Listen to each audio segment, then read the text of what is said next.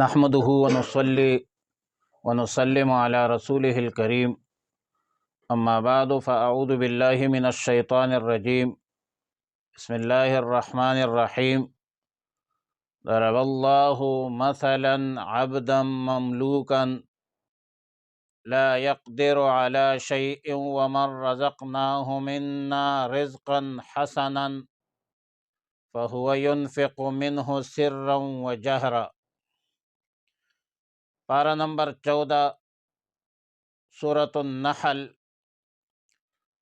رکوع نمبر 10، آیت نمبر 75 اور 76۔ ضرب اللہ مثلا، بیان کی اللہ نے، مثلا ایک مثال، عبدن ایک غلام ہے، مملوکن جو دوسروں کے اختیار میں ہے، لا یقدر علی شیء وہ قدرت نہیں رکھتا کسی چیز پر، ومن رزقناہ منا رزقا حسنا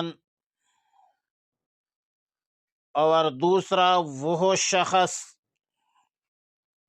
رزقناہ جس کو ہم نے رزق عطا کی ہے، منا اپنے پاس سے، رزقا حسنا اچھا رزق، اچھی روزی، فہو ینفق پس وہ خرچ کرتا ہے، منہ اس میں سے، سرًا خفیہ پوشیدہ طور پر، وجہراً اور ظاہری طور پر۔ حل یستوون کیا یہ دونوں برابر ہے؟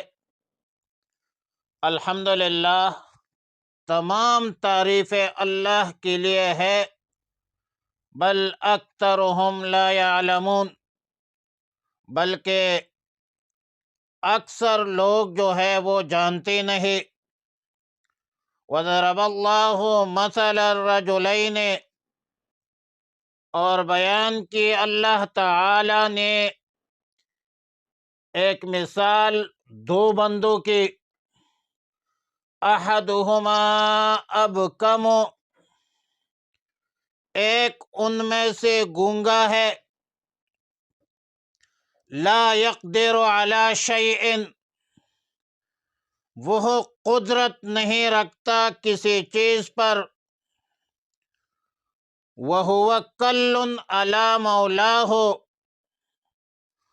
اور وہ ثقل بوجھ ہے، علی مولاہ اپنے مالک پر، اینما یوجہہ لا یأتی بخیر جہاں کہے اس کو بیچتا ہے تو کوئی بلائی نہیں لاتا، نہیں آتا کسی خیر پر۔ حل یستوون کیا یہ دونوں برابر ہے؟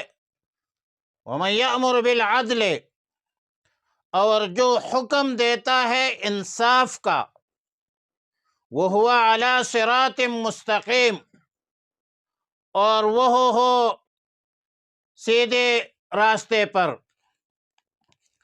مذکورہ دونوں آیتوں میں اللہ تعالی نے مشرکین کے دعوے کی تردید کی اور اس حوالے سے دو مثالیں بیان کی۔ پہلا مثال یہ بیان کی کہ ایک شخص ہے، غلام ہے، اور وہ کسی کے مملوک ہے، ملکیت میں ہے، بے اختیار ہے، اور یہ غلام کسی چیز کا قدرت اور طاقت نہیں رکھتا، نہ اپنی مرضی سے کسی چیز میں تصرف کر سکتا ہے، خرچ کر سکتا ہے۔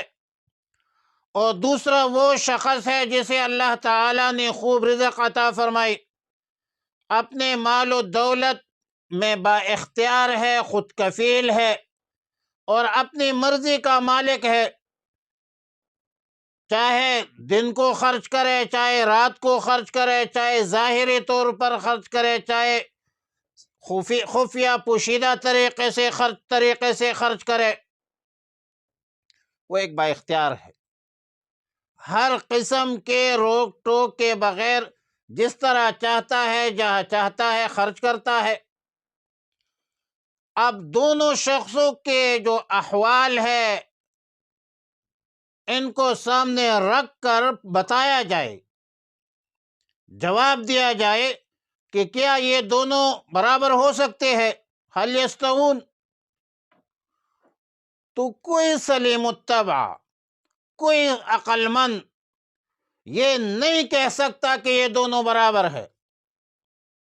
ظاہر ہے آقا اور غلام میں فرق ہوتا ہے، بے اختیار اور با اختیار میں فرق ہوتا ہے، اور جب دونوں برابر نہیں ہو سکتے تو اللہ کے مخلوق اللہ کے ساتھ کیسے برابر ہو سکتے ہیں؟ خالق و مخلوق کے درمیان کیسے آپ برابری کر سکتے ہیں؟ مالک اور مملوک کے درمیان اور دونوں کو آپ کیسے برابر کر سکتے ہیں؟ معلوم ہوا کہ یہ سب تعریفیں عرش سے لے کر فرش تک، مشرق سے مغرب تک، شمال سے جنوب تک، کائنات عالم کے ذرہ ذرہ میں ہر حامد کی حمد اور ہر حمد کا مستحق ذات باری تعالیٰ ہے، اللہ رب العالمین ہے۔ اور اللہ رب العالمین اپنے ذات اور صفات میں کامل و مکمل ہے۔ اللہ کا کوئی شریک اور سہیم نہیں ہے، اللہ تعالیٰ کا کوئی ہمسر اور برابر نہیں ہے۔ اللہ تعالیٰ کے ساتھ شرک کی نہ کوئی عقلی دلیل ہو سکتی ہے نہ نقلی دلیل ہو سکتی ہے، اور جو لوگ شرک میں مبتلا ہوتے ہیں، کفر میں مصروف ہوتے ہیں، گناہوں میں مشغول ہوتے ہیں، اکثر لوگ لا یعلمون جانتے نہیں ہیں اور جاننے کی کوشش بھی نہیں کرتے، غور و فکر تدبر بھی نہیں کرتے۔ جب غور نہیں کرتے، فکر نہیں کرتے، سوچ نہیں کرتے تو علم کہاں سے آئے گا؟ اگر اللہ کی قدرتوں میں، اللہ کے انعامات میں، اللہ کے احسانات میں فکر کر لیتے، تدبر کر لیتے، سوچ لیتے تو ظاہر ہے کہ کچھ نہ کچھ سمجھ تو آ جاتی۔ صاحب روح المعانی علامہ آلوسی رحمۃ اللہ علیہ تفسیر روح المعانی جلد 14 صفحہ نمبر 196 میں لکھتے ہیں، وَنَفِيُ الْعِلْمِ عَنْ أَكْثَرِهِمْ لِلْإِشْعَارِ بِأَنَّ بَعْضُهُمْ يَعْلَمُونَ ذَلِكَ وَإِنَّمَا لَمْ يَعْمَلُوا بِمَوْجِبِ عِنَادًا۔ یہ اگر جانتی بھی ہے کہ اللہ وحدہ لا شریک لہ ہے، اللہ کی ذات اور صفات میں کوئی شریک، کوئی سہیم نہیں ہے، لیکن رسم و رواج کے شکنجے میں ہے، آبائی دین کو چھوڑنا نہیں چاہتے، کچھ دنیاوی معاملات، دنیاوی منافع کو مد نظر رکھ کر یہ مشرکین، کافرین، منکرین، شرک سے، کفر سے، انکار سے، معاندین عناد سے، حاسدین حسد سے باز نہیں آتے تو بتائب نہیں ہوتے، ورنہ اللہ کی الوہیت، وحدانیت، سمدیت، خالقیت، رازقیت تو روز روشن کی طرح آیا ہے۔ ہر عقل مند سمجھدار پر اللہ کی وحدانیت واضح ہے، ظاہر ہے، لیکن بدبختی سے یہ لوگ حق کے متلاشی نہیں ہے، حق کے طالب نہیں ہے، ورنہ وہ کون سی جا ہے جہاں جلوہ محبوب نہیں، شوقی دیدار اگر ہے تو نظر پیدا کر۔ اور آیت نمبر 76 میں دوسری مثال بیان کی، ضرب اللہ مثل الرجلین، جیسے دو آدمی ہوں، ان میں سے ایک پیدائشی طور پر گنگا ہے، جو بہرا بھی ہوتا ہے، اکثر نہ سنتا ہے نہ سمجھتا ہے، اور اپنی اسی حالت کی وجہ سے کسی چیز پر قوت نہیں رکھتا، طاقت نہیں رکھتا، اور اگر کسی کے گھر میں اس طرح اللہ نہ کرے کوئی بچہ پیدا ہو جائے تو ایسا بچہ کسی کی خدمت کا لائق بھی نہیں ہوتا، بلکہ والدین، بہن، بھائی اس کی خدمت پر مامور ہوتے ہیں، اور کئی دفعہ یہ بچہ وبال جان بن جاتی ہے۔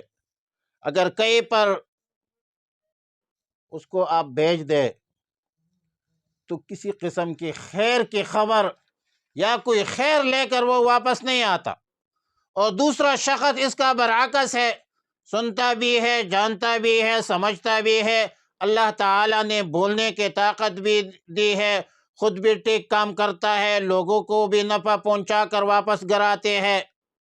اب سوال یہ ہے کہ بتاؤ کہ کیا یہ دونوں اشخاص برابر ہیں، اور کیا یہ دونوں برابر ہو سکتے ہیں؟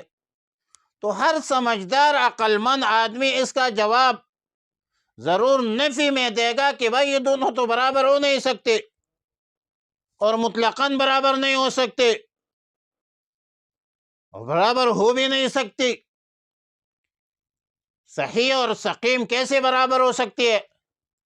جب یہ دونوں اشخاص برابر نہیں ہو سکتے، تو یہ جو گنگے ہے، بت ہے، باطل معبود ہے، جو نفع ضرر کے مالک نہیں ہے، جو خود محتاج ہے، زندہ ہے یا مردہ ہے، جن کے تم عبادت کرتے ہو، جن کو تم سجدے کرتے ہو،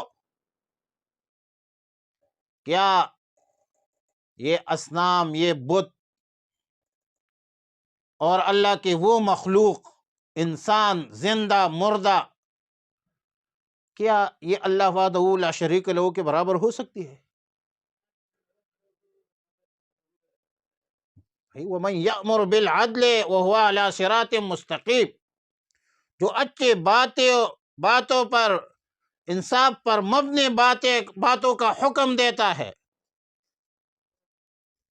یقیناً وہ سیدھے راستے پر ہے۔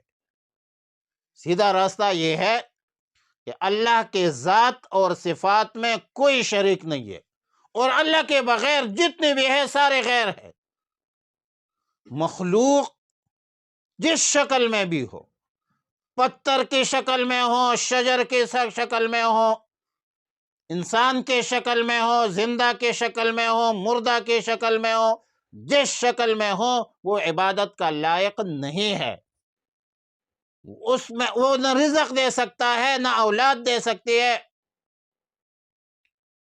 اس کے اندر عطا کا صفت نہیں ہے۔ عطا اللہ کی صفت ہے، رزاق اللہ ہے، رزق اللہ دیتا ہے، مشکلات اللہ حل کرتا ہے،